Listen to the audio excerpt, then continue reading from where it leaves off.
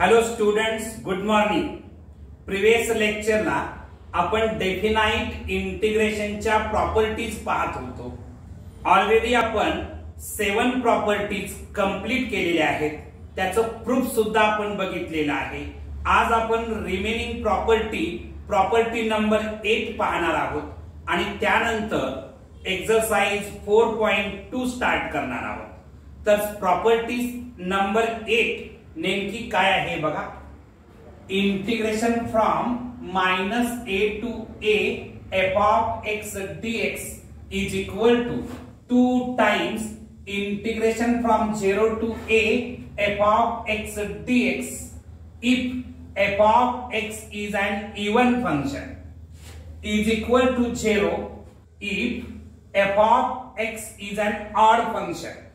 याची प्रूफ लिहित असताना आपण प्रथमतः लेफ्ट हँड साइड कन्सिडर करू. Left hand side is equal to integration from -a to a f of x dx. इथं याचं जे लिमिट आहे, लोअर लिमिट आणि upper limit -a to a आहे. -a to a -a आणखी a याच्या between कुठेतरी इथं 0 असणार आहे. म्हणजेच हे जे लिमिट आहे ते मी स्प्लिट करू शकतो. म्हणजेच by property of split of लिमिटच्या आधारे मी हे असं लिहू शकतो. Integration from -a to 0 f of x dx plus integration from 0 to a f of x dx.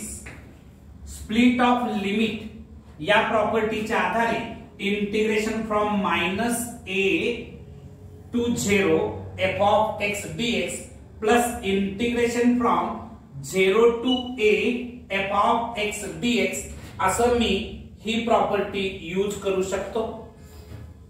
ठीक आहे. आता नेक्स्ट स्टेपला मी काय करतो आहे बघा.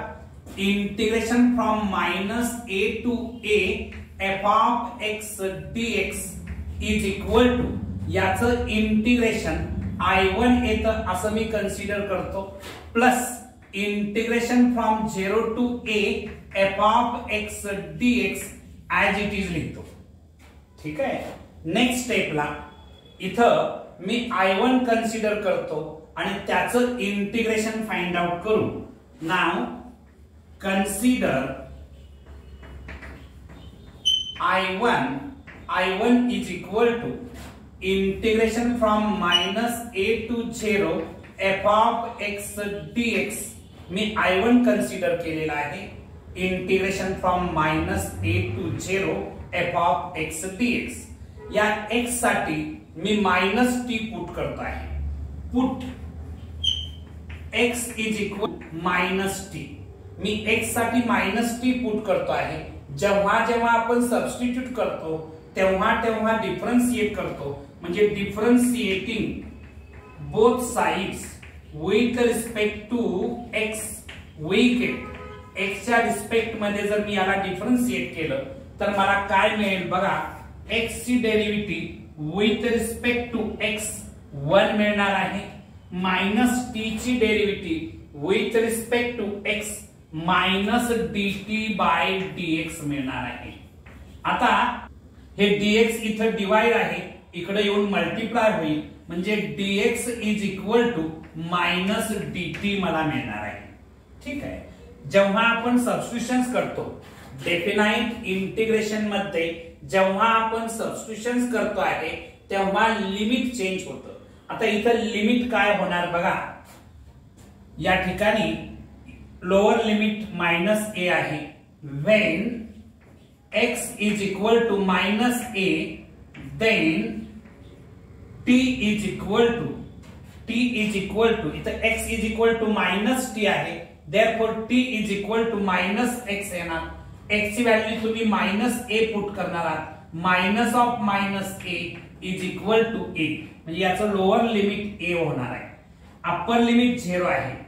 when x is equal to 0 then t is equal to -x.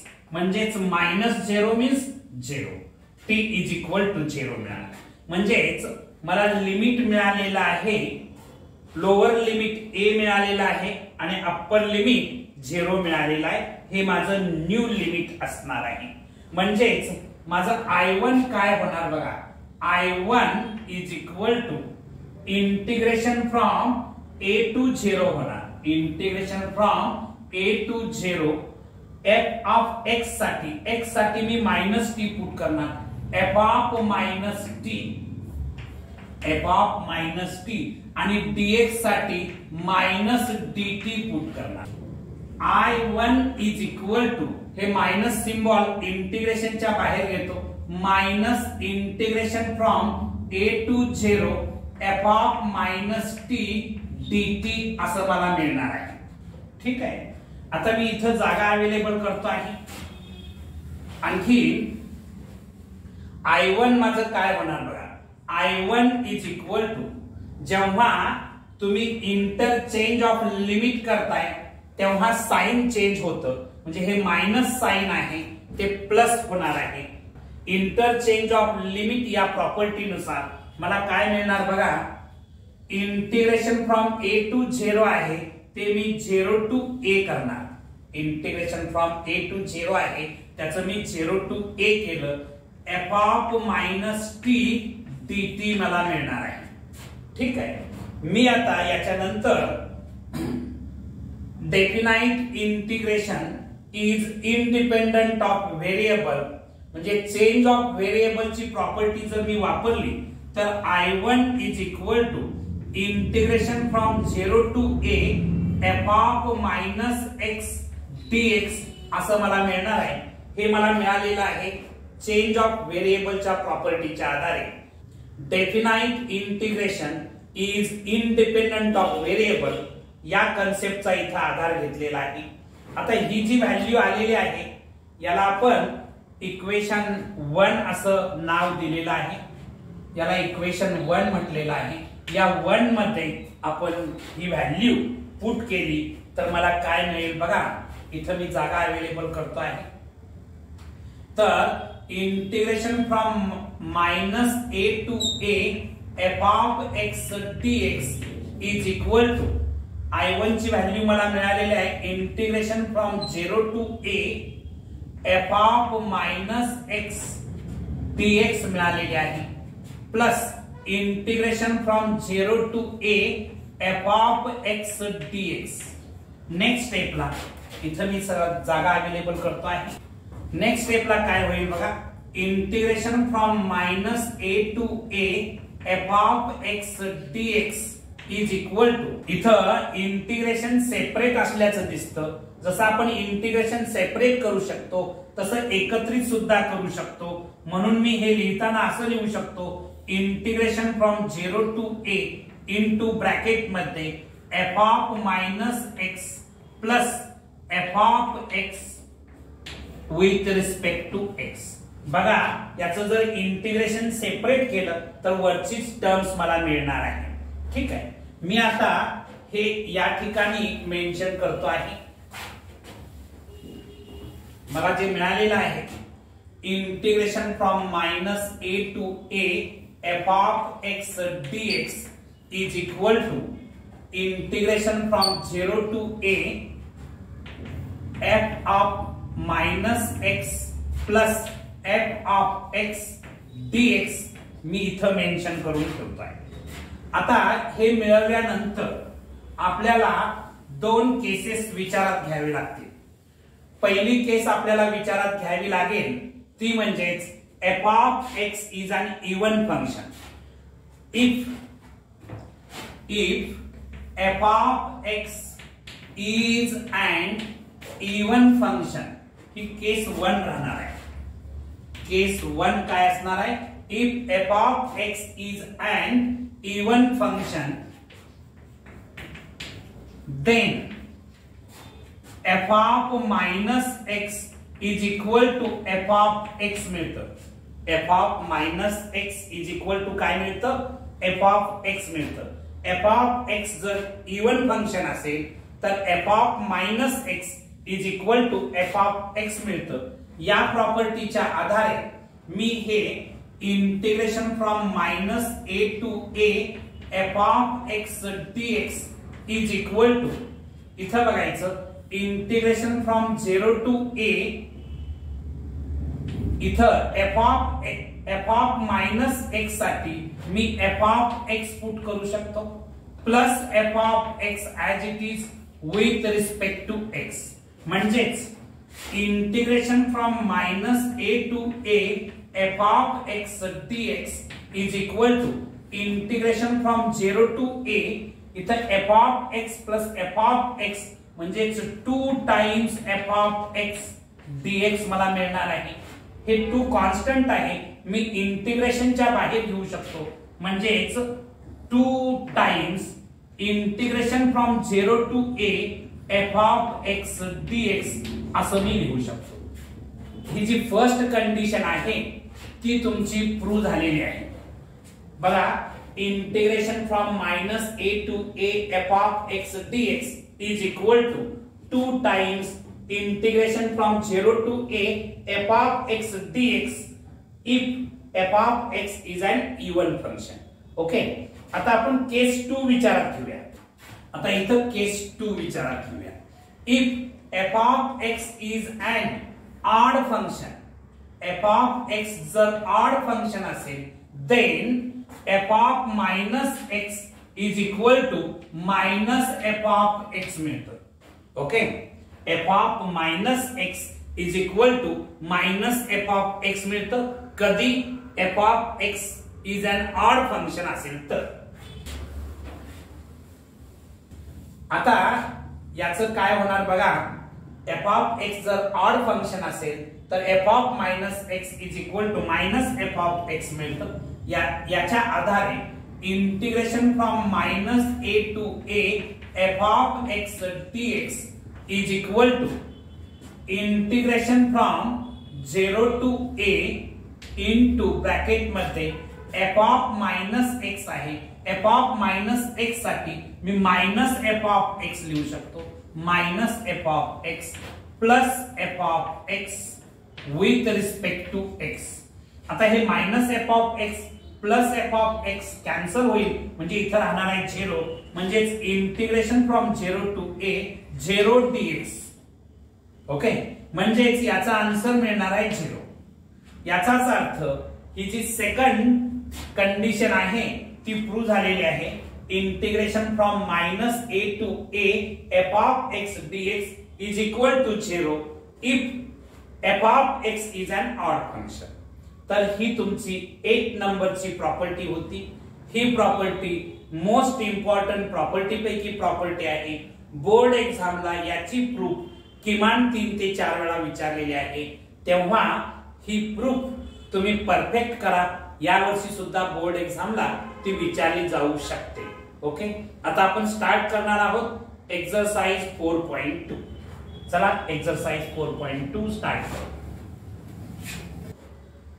Exercise 4.2 मधला फर्स्ट क्वेश्चन काय आहे बघा, इव्हॅल्युएट. त्यातला first question integration from 1 to 9 x प्लस 1 अपॉन रूट x dx याचं इंटिग्रेशन I येतं असं कन्सिडर करू. Let I is equal to integration from 1 to 9 x प्लस 1 upon root x dx. Next स्टेपला I is equal to integration from 1 to 9 x प्लस 1 upon root x म्हणजेच x raise to half dx असं मी लिहितो. Root x म्हणजेच x raise to half. Next स्टेपला I is equal to integration from 1 to 9 मी इथं डिनॉमिनेटर सेपरेट करतो, x upon x raise to half plus 1 upon x raise to half with respect to x. Next स्टेपला I is equal to इथं integration from 1 to 9 into bracket मध्ये x upon x raise to half base equal असेल आणि division असेल तर पॉवरचं subtraction होतं.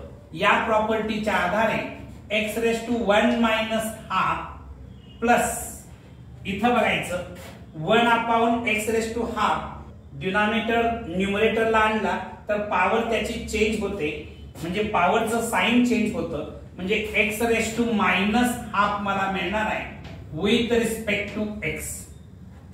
Next स्टेपला I is equal to integration from 1 to 9 into bracket मध्ये x raise to 1 minus half means half plus x raise to minus half with respect to x. Next स्टेपला मी integration separate करतो. Integration from 1 to 9 x raise to half dx plus integration from 1 to 9 x raise to minus half dx असं मला लिहिता येईल. Next स्टेपला I is equal to याचं integration x raise to half plus 1 upon half plus 1 असं मिळणार आहे. आणखी इथं लोअर लिमिट आणि अप्पर लिमिट मेन्शन करणार, म्हणजे 1 to 9 असं मेन्शन करणार, प्लस याचं integration x raise to minus half plus 1 upon minus half plus 1 आणखी लोअर लिमिट आणि अप्पर लिमिट मेन्शन करणार 1 to 9.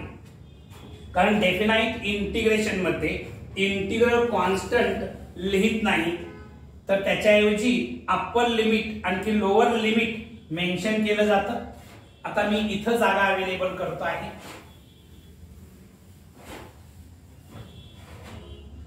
I is equal to आता इथं काय होणार बघा, x raise to half plus 1 केलं तर 3/2 येतं अपॉन 3/2 लोअर लिमिट 1 आणि अप्पर लिमिट 9 प्लस ब्रॅकेट मध्ये x raise to minus half plus 1 minus half केलं तर हाफ राहतं अपॉन हाफ आणखी लोअर लिमिट आणि अप्पर लिमिट मेन्शन केलं. आता ब्रॅकेट मध्ये जे नंबर्स आहेत ते मी बाहेर घेतो. 3/2 इथं डिवाइड आहे, डिवाइड म्हणजेच इनवर्सली मल्टिप्लाय, म्हणजे I इज इक्वल टू 2/3. 3/2 च 2/3 होणार.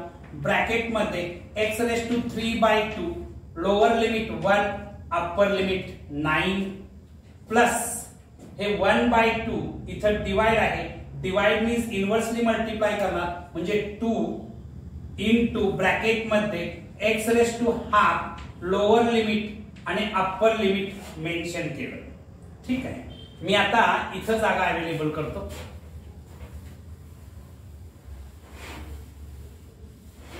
काय होणार बघा, I is equal to 2/3 into bracket मध्ये upper limit minus lower limit करणार, म्हणजे 9 raise to 3/2 minus 1 raise to 3/2 upper limit minus lower limit केलं, प्लस 2 इनटू ब्रॅकेट मध्ये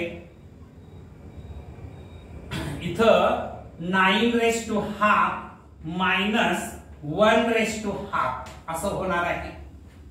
नेक्स्ट स्टेपला I is equal to 2/3 into bracket मध्ये बघा इथं काय होईल, 9 रेस टू 3/2 याचा अर्थ 9 चं स्क्वेअर रूट काढणार आणि त्याची पॉवर 3 होणार. 9 चं स्क्वेअर रूट काढलं तर 3 आणि त्याची पॉवर 3 केलं तर मला 27 मिळतं, म्हणजे 9 रेस टू 3/2 म्हणजे 27 मायनस 1 रेस टू एनिथिंग केलं तर 1च मिळतं, प्लस 2 इनटू ब्रॅकेट मध्ये 9 रेस टू हाफ म्हणजे 9 चं स्क्वेअर रूट काढणार, ते मला मिळणार आहे 3 मायनस 1 चं स्क्वेअर रूट काढलं तर 1च मिळणार आहे.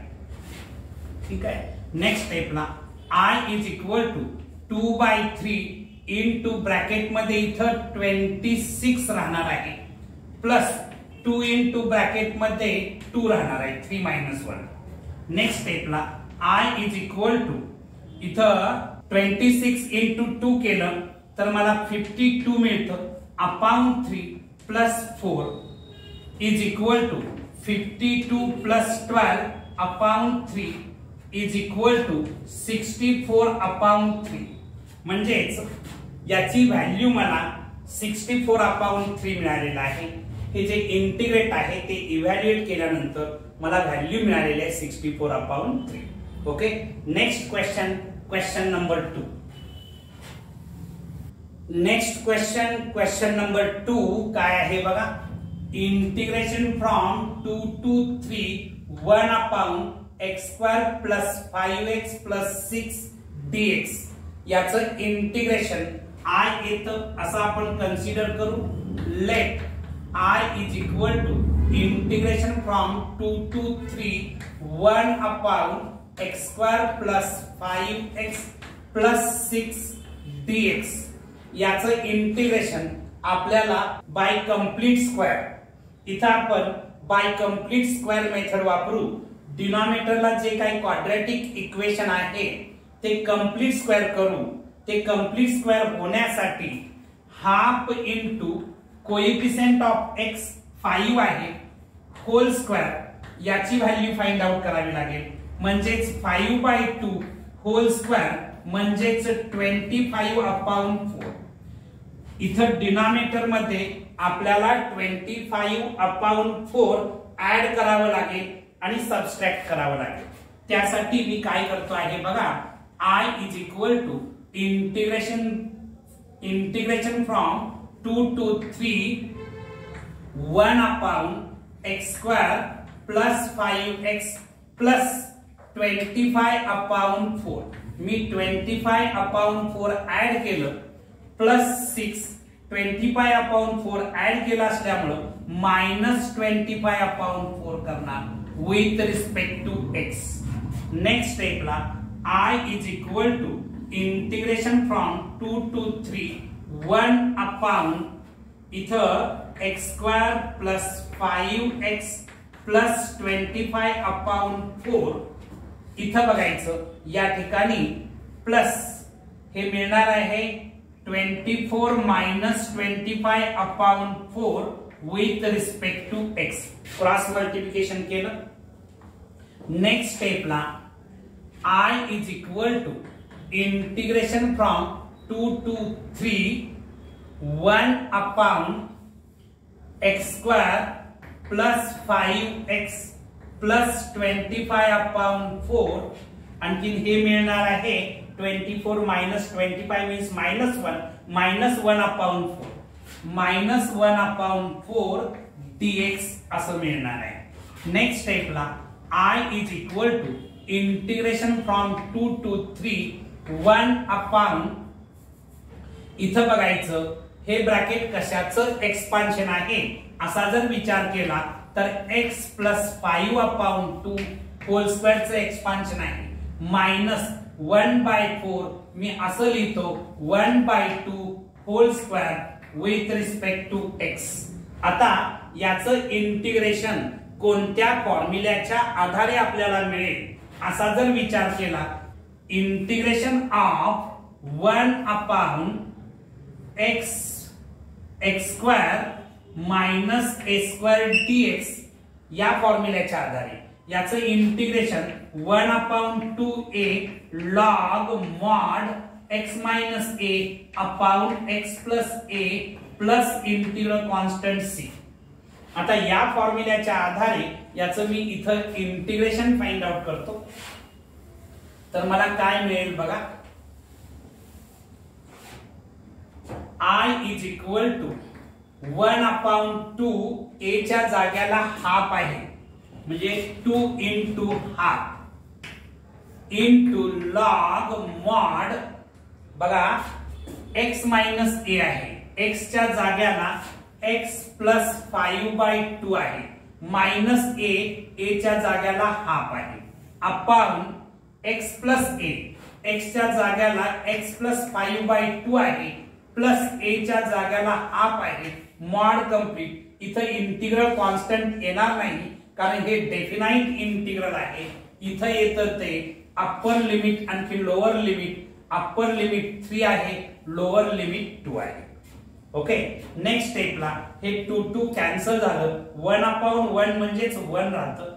I is equal to log mod इथं बघायचं x प्लस 5/2 मायनस 1/2 म्हणजेच मिळणार आहे 4/2. 4/2 म्हणजेच 2 अपॉन x प्लस 5/2 प्लस 1/2 म्हणजे 6/2. 6/2 म्हणजेच 3. आणखी इथं upper limit 3 lower limit 2 mention केलं. आता upper limit minus lower limit करूया म्हणजे I is equal to log mod upper limit भरतो 3 plus 2 upon 3 plus 3 minus lower limit log mod lower limit भरत असताना 2 plus 2 upon 2 plus 3. Okay, next स्टेपला मी इथं जागा अवेलेबल करतो. I is equal to log mod हे 3 plus 2 means 5 upon 3 plus 3 म्हणजे 6 minus log mod 2 plus 2 means 4 upon 3 plus 2 means 5. ठीक आहे. I is equal to log mod 5/6 upon 4/5. कारण इथं लॉगॅरिथम्स मध्ये सबट्रॅक्शन दिसतं, मायनस साइन दिसताय म्हणजे हे डिव्हिजनच्या फॉर्मॅट मध्ये आपण लिहू शकतो. कारण तुम्हाला हा रूल्स माहिती आहे की log m minus log n is equal to log m upon n. या रूलच्या आधारे मी ते लिहिलं. I is equal to log mod 5/6 into हे डिवाइड मीन्स इनवर्सली मल्टिप्लाय केलं तर 5/4 येणार आहे. I is equal to log mod हा प्रॉडक्ट घेतला तर 25 अपॉन 24 मिळणार आहे. हे तुमचं फायनल आन्सर आहे. नेक्स्ट क्वेश्चन, क्वेश्चन नंबर 3 आपण बघणार आहोत. नेक्स्ट क्वेश्चन, क्वेश्चन नंबर 3 काय आहे बघा. Integration from π/4 to π/2 cot square x dx याचं इंटिग्रेशन I येतं असं कन्सिडर करू. Let I is equal to integration from π/4 to π/2 cot square x dx. तुम्ही 10th स्टँडर्ड मध्ये 3 आयडेंटिटीज बाय हार्ट केल्या होत्या. त्याच्यामध्ये cosec square theta is equal to 1 plus cot square theta अशी एक आयडेंटिटी होती. आता हे प्लस 1 या साइडला आणलं तर cosec square theta minus 1 is equal to cot square theta मिळतं. म्हणून cot स्क्वेअर x साठी मी काय भरणार आहे. I is equal to integration from π/4 to π/2 cot square x साठी cosec square x minus 1 with respect to x असं मी लिहिणार आहे.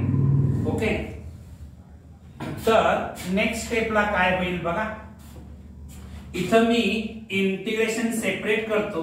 I is equal to integration from π/4 to π/2 cosec square x dx minus integration from π/4 to π/2 1 dx असं होणार आहे. Integration separate.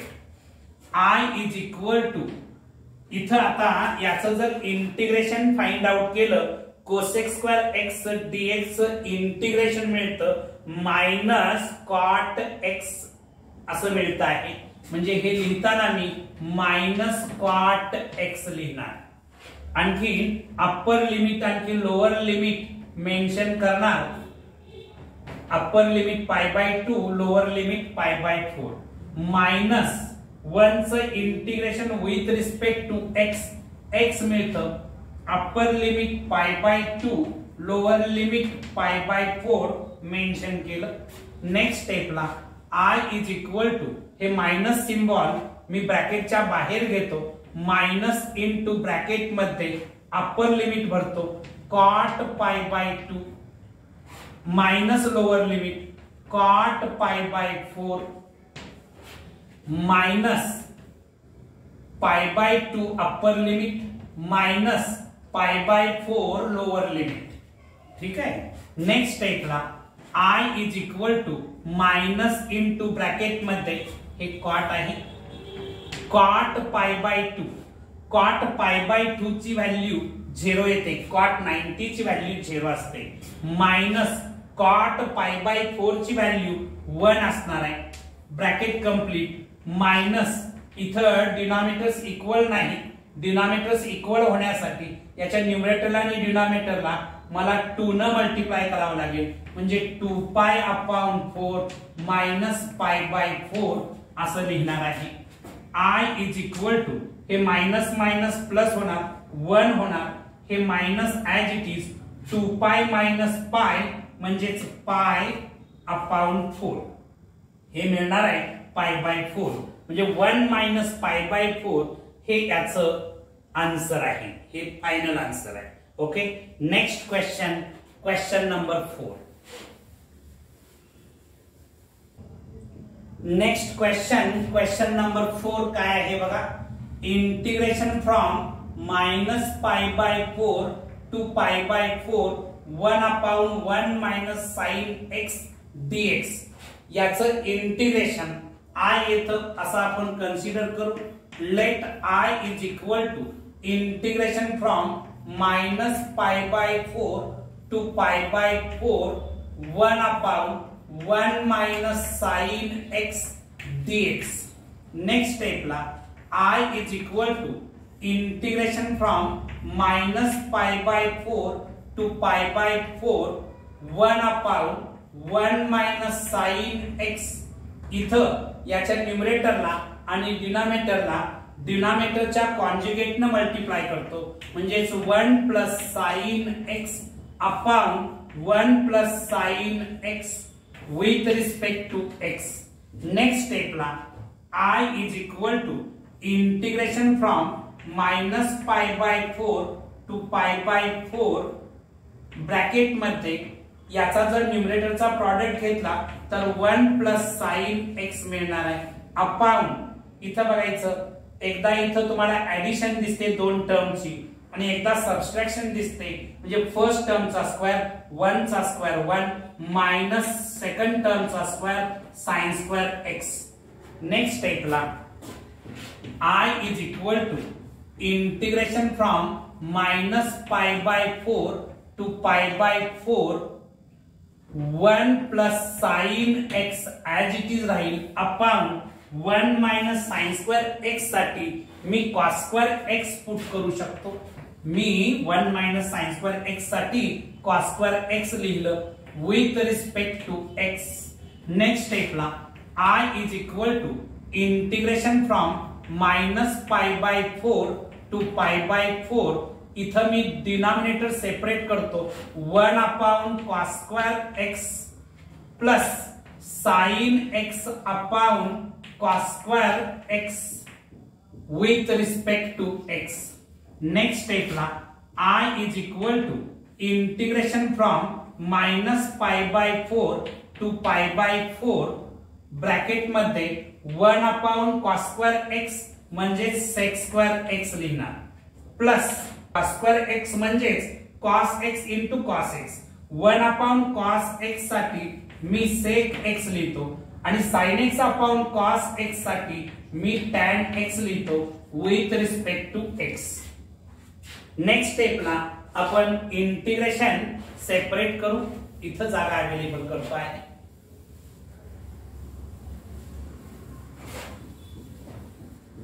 तर काय होणार बघा, I is equal to integration from minus pi by 4 to pi by 4 sec square x dx plus integration from minus pi by 4 to pi by 4 sec x into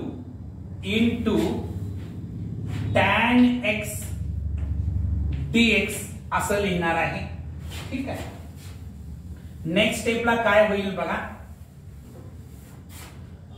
I is equal to याचं जर integration काढलं sec square x integration tan x मिळत आहे आणखी lower limit आणि upper limit mention करणार, म्हणजेच -π/4 to π/4 plus याचं जर इंटिग्रेशन काढलं तर याचं इंटिग्रेशन sec x मिळतं आणि lower limit upper limit mention करणार π/4 upper limit -π/4 lower limit.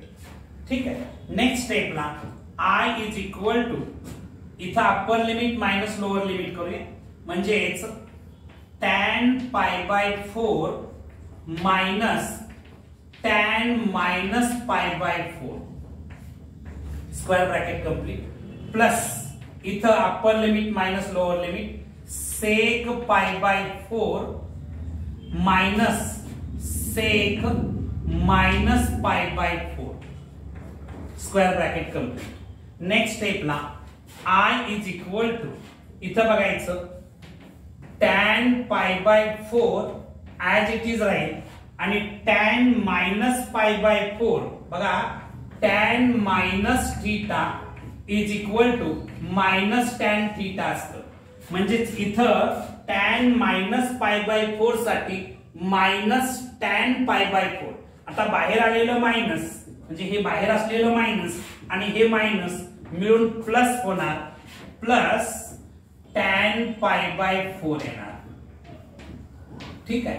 Plus या ब्रॅकेट मध्ये विचारात घ्या sec π/4 ऍज इट इज राहील मायनस, आता हा फॉर्म्युला तुम्हाला माहिती आहे sec -θ is equal to sec θ, म्हणजेच sec -π/4 म्हणजे sec π/4 राहणार आणि हे मायनस सिम्बॉल आहे -sec π/4.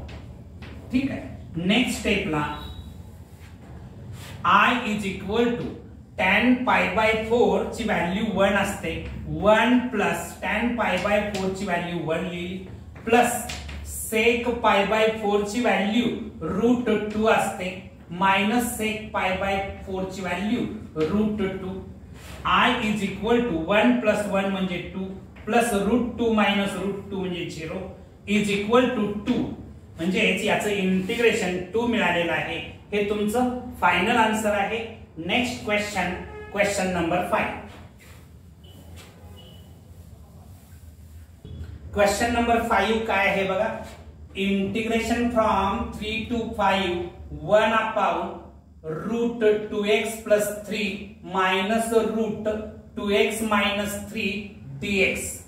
आपल्याला याचं इंटिग्रेशन फाइंड आउट करायचं आहे, ते I येतं असं कन्सिडर करू. Let I is equal to integration from 3 to 5 1 upon √2x + 3 minus √2x - 3 dx असं लिहिणार आहे. नेक्स्ट स्टेपला I is equal to integration from 3 to 5 इथं 1 अपॉन √2x + 3 मायनस √2x - 3. इथं डिनॉमिनेटरला इरॅशनल नंबर आहे, त्याचं रॅशनलाइज होण्यासाठी न्यूमरेटरला आणि डिनॉमिनेटरच्या कॉन्जुगेटने मल्टिप्लाय करतो, म्हणजेच √2x + 3 plus √2x - 3 upon √2x + 3 plus √2x - 3 square bracket complete with respect to x. Next स्टेपला I is equal to integration from 3 to 5 bracket मध्ये न्यूमरेटरचा जर प्रॉडक्ट घेतला तर √2x + 3 प्लस √2x - 3 असा मिळणार आहे. डिनॉमिनेटरला इथं बघायचं या ठिकाणी दोन टर्मची एकदा ऍडिशन दिसते आणखी एकदा सबट्रॅक्शन दिसते, म्हणजे फर्स्ट टर्मचा स्क्वेअर म्हणजे √2x + 3 चा स्क्वेअर केला 2x + 3 मायनस इथं मिळणार आहे 2x - 3 square bracket complete with respect to x. Next स्टेपला I is equal to integration from 3 to 5 bracket मध्ये √2x + 3 plus under root 2x minus 3 upon इथं बघायचं 2x प्लस 3 या मायनस साइन मुळे साइन चेंज होईल minus 2x plus 3 square bracket complete with respect to x हे plus 2x minus 2x cancel झालं तर I is equal to integration from 3 to 5 bracket मध्ये राहणार आहे under root 2x plus 3 plus under root 2x minus 3 upon 3 plus 3 म्हणजे 6 with respect to x. Next स्टेपला इथं मी जागा अवेलेबल करतो आहे तर काय होईल बघा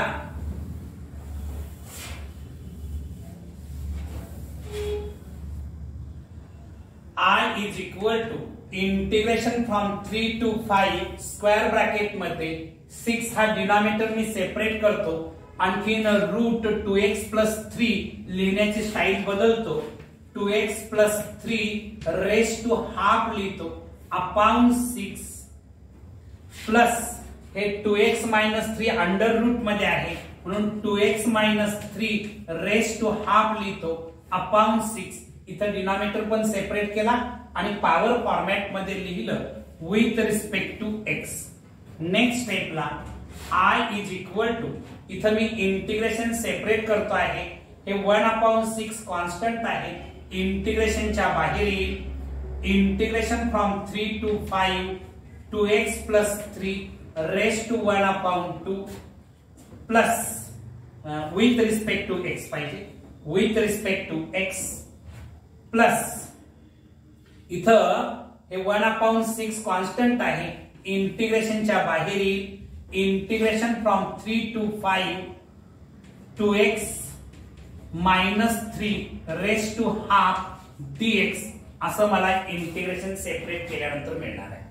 नेक्स्ट स्टेपला आता मी इंटिग्रेशन फाइंड आउट करतो I इज इक्वल टू 1/6 याचं इंटिग्रेशन आपल्याला मिळणार आहे 2x plus 3 raise to half plus 1 upon half plus 1 इथं x चा कोएफिशिएंट 2 असल्यामुळे मी 2 न डिवाइड करणार आहे.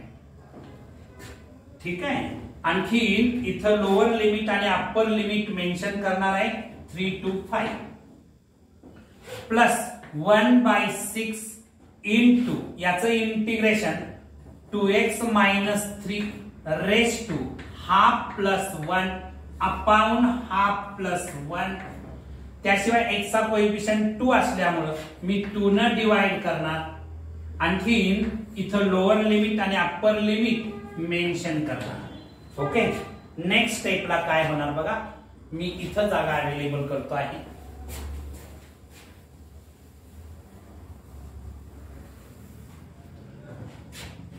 I is equal to 1/6 into bracket मध्ये 2x प्लस 3 रेस टू 3/2 येणार आहे अपॉन इथं मिळणार आहे 3/2 इंटू हाफ त्याच्यानंतर lower limit upper limit mention करणार प्लस 1/6 इंटू ब्रॅकेट मध्ये इथं 2x minus 3 raise to 3/2 upon 3/2 into half आणखीन हे लोअर लिमिट आणखीन अप्पर लिमिट मेन्शन केलं.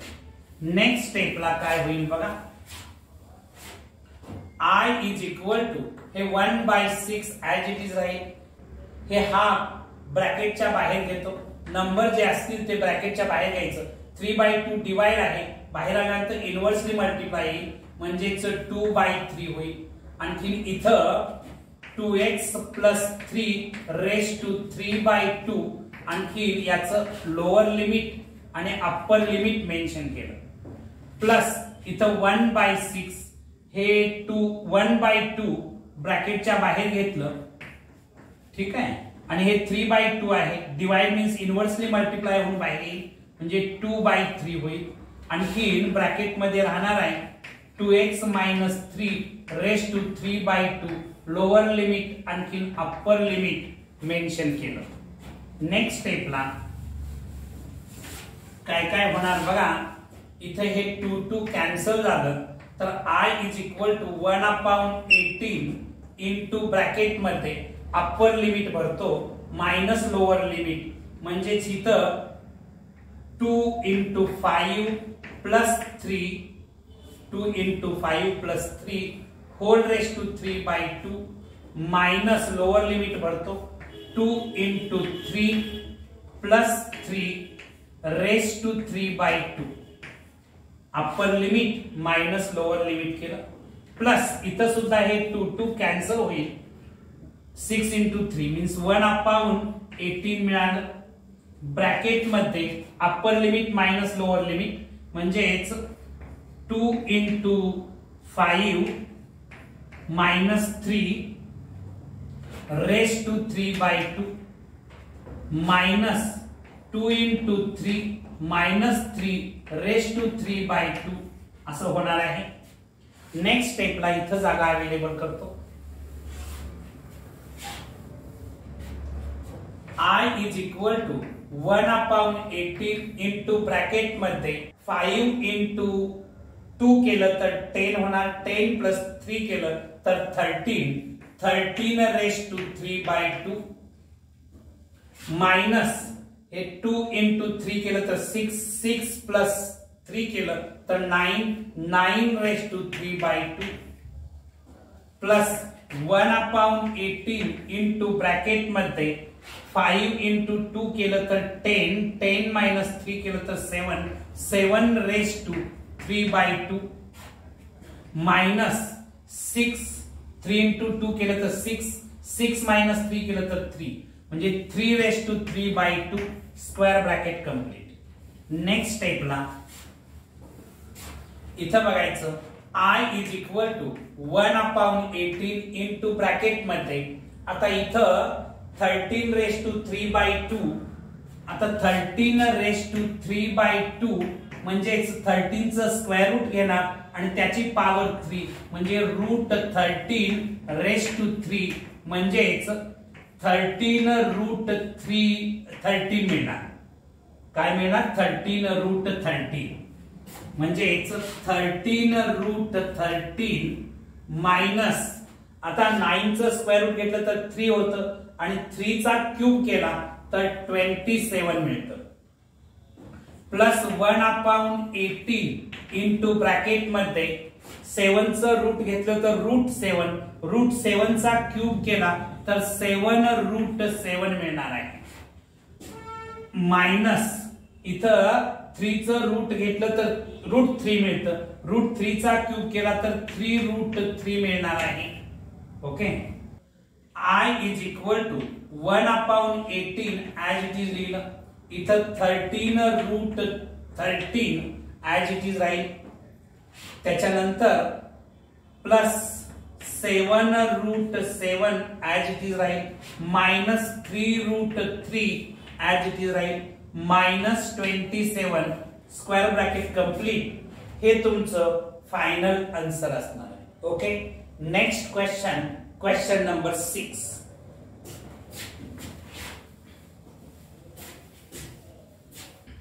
नेक्स्ट क्वेश्चन नंबर 6 काय आहे बघा. Integration from 0 to 1 x² - 2 upon x² + 1 dx. आता याचा आपल्याला इंटिग्रेशन फाइंड आउट करायचं आहे. ते I येतं असं कन्सिडर करू. Let I is equal to integration from 0 to 1 x² - 2 upon x² + 1 dx. याचं इंटिग्रेशन फाइंड आउट करत असताना डिनॉमिनेटरला जे फंक्शन आहे तेच फंक्शन न्यूमरेटरला आणण्याचा आपण प्रयत्न करणार आहे. म्हणजेच काय करतो बघा. I is equal to integration from 0 to 1 x² + 1 मी 1 ऍड केलं म्हणून मी 1 मायनस करणार -2 - 1 अपॉन x² + 1 dx. नेक्स्ट स्टेपला I is equal to integration from 0 to 1 हे x² + 1 याचा एक ग्रुप बनवतो -2 - 1 -3 लिहितो अपॉन x² + 1 dx. नेक्स्ट स्टेपला डिनॉमिनेटर सेपरेट करू.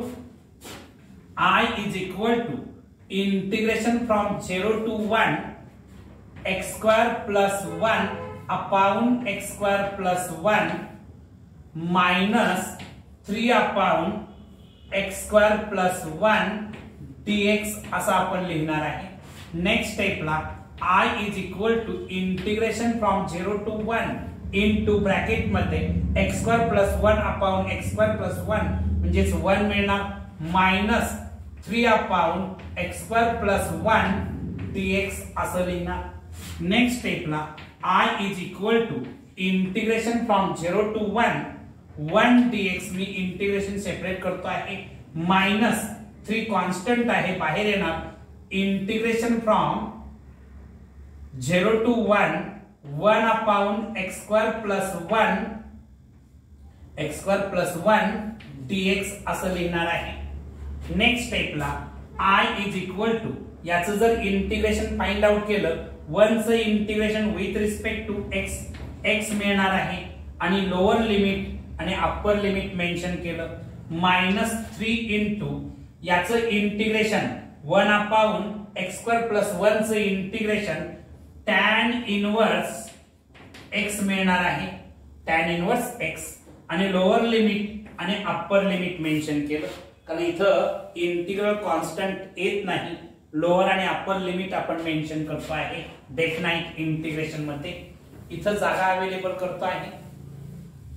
आता काय होणार बघा I is equal to इथं मी लोअर लिमिट आणि अप्पर लिमिट पुट करतो म्हणजे 1 minus 0 upper limit 1 minus lower limit -3 into tan inverse 1 minus tan inverse 0 इथं या ठिकाणी हे स्क्वेअर ब्रॅकेट कंप्लीट. नेक्स्ट स्टेपला I is equal to 1 minus 0 means 1 minus 3 into bracket मध्ये tan इनवर्स 1 tan कशाची value 1 असते असा जर विचार केला तर π/4 ची ठीक आहे मायनस tan इनवर्स 0 ची व्हॅल्यू 0 असते. ओके नेक्स्ट स्टेपला I is equal to 1 minus 3π/4 या 3 ने मल्टिप्लाय केलं 1 minus 3π/4 हे तुमचं फायनल आन्सर आहे. Next question number 7. Next question number 7 काय आहे बघा integration from 0 to π/4 sin 4x into sin 3x dx याचं इंटिग्रेशन I येतो असं आपण कन्सिडर करू. Let I is equal to integration from 0 to π/4 sin 4x into sin 3x dx इथं मी एक ऍडजस्टमेंट करतो आहे 2 न मल्टिप्लाय करतो आणखी 2 न डिवाइड करतो. I is equal to half into integration from 0 to π/4 to sin 4x into sin 3x dx इथं बघायचं 2 न मल्टिप्लाय केलेला आहे 2 न डिवाइड केलेला आहे. I is equal to half into integration from 0 to π/4 आता इथं जर तुम्ही ऑब्झर्व केलं तर 2 sin A sin B sin A sin B 2 sin A sin B चा फॉर्म्युला आहे cos of A minus B minus cos of A plus B cos minus cos असताना sin sin येतं म्हणून या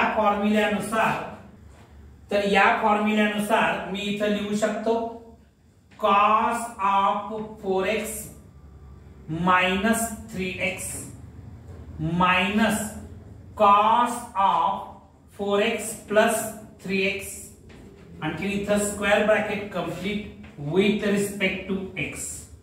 ठीक आहे नेक्स्ट स्टेपला इथं मी जागा अवेलेबल करतो आहे काय होणार बघा I is equal to half into integration from 0 to pi by 4 इथं cos 4x मायनस 3x केलं तर cos x मिळणार आहे minus cos 4x plus 3x केलं तर 7x मिळणार आहे cos 7x with respect to x. Next स्टेपला I is equal to half into इथं मी इंटिग्रेशन सेपरेट करतो integration from 0 to pi by 4 cos x dx minus हे हाफ याला पण मल्टिप्लाय असणार half into integration from 0 to pi by 4 cos 7x dx असं मिळणार आहे. तर मी आता इथं जागा अवेलेबल करतो आणखी इकडे लिहूया काय होईल बघा I is equal to half into याचं इंटिग्रेशन मला मिळणार आहे cos x integration sin x मिळणार आहे आणखीन अप्पर लिमिट लोअर लिमिट पाय बाय 4 अप्पर लिमिट आहे आणि 0 लोअर लिमिट आहे ते मी मेन्शन केलं minus half into cos 7x integration sin 7x x चा कोएफिशिएंट 7 असल्यामुळे मी 7 ने डिवाइड करणार आणि अप्पर लिमिट पाय by 4 lower limit 0 me mention केलं. नेक्स्ट स्टेपला काय होईल बघा I is equal to half into मी इथं upper limit minus lower limit भरणार म्हणजे sin पाय बाय 4 मायनस sin 0 ठीक आहे मायनस हे हाफ आणखी इथं 1/7 मीन्स 1/14 आणखी इथं अप्पर लिमिट लोअर लिमिट भरलं तर sin 7 pi upon 4 minus sin 0 होणार आहे ठीक आहे. नेक्स्ट स्टेपला इथं मी जागा अवेलेबल करतो आहे काय होईल बघा I is equal to half into square bracket मध्ये sin पाय बाय 4 sin 45 ची व्हॅल्यू 1/√2 असते मायनस sin 0 ची व्हॅल्यू 0 असते ठीक आहे मायनस 1/14 इंटू ब्रॅकेट मध्ये हे जे आहे sin 7 पाय अपॉन 4 याला मी सिंप्लिफाय करायचं ठरवलं तर sin 2 pi minus pi by 4 sin 2 pi minus pi by 4 म्हणजे 7 पाय कारण का 4 पाय इंटू 2 पाय म्हणजे 8 पाय 8 पाय मायनस पाय म्हणजे 7 पाय हे 7 पाय बाय 4 असं लिहू शकतो. तुम्हाला युनिट सर्कलचा कन्सेप्ट माहिती आहे इथं तुमचं 2 पाय आहे 2 पाय मायनस करताय म्हणजे फोर्थ क्वाड्रंट मध्ये येणार आहे साइन फोर्थ क्वाड्रंट मध्ये येणार आहे एक्स अक्षावरून येत आहे म्हणून याचं रिडक्शन साइन पाय बाय 4 होणार. फोर्थ क्वाड्रंट मध्ये साइन निगेटिव्ह असतं म्हणून मायनस पाय बाय 4 आलं मायनस पाय बाय 4 म्हणजे मायनस 1/√2 म्हणजे याची व्हॅल्यू मायनस याची व्हॅल्यू काय मिळणार आहे मायनस 1/√2 आणखीन साइन 0 ची व्हॅल्यू 0 असते. नेक्स्ट स्टेपला काय होणार बघा I is equal to 1/2√2 असं मिळणार आहे मायनस इथं 1/14√2 मिळणार मायनस मायनस प्लस होणार ठीक आहे. नेक्स्ट स्टेपला I is equal to इथं डिनॉमिनेटर्स इक्वल नाही डिनॉमिनेटर्स इक्वल्स होण्यासाठी याच्या न्यूमरेटरला आणि डिनॉमिनेटरला मला 7 ने मल्टिप्लाय करायला पाहिजे म्हणजे 7/14√2 प्लस 1/14√2 म्हणजेच I is equal to 7 plus 1 केलं तर 8/14√2 is equal to मी 2 ने डिवाइड केलं तर 4/7√2 हे तुमचं फायनल आन्सर असणार आहे. आज आपण इथं थांबणार आहोत. या एक्सरसाइजचा remaining part next video lectures मध्ये आपण पाहणार आहोत. तुम्हाला हा व्हिडिओ आवडला असेल तर लाईक, शेअर अँड सबस्क्राईब करायला विसरू नका. थँक्यू.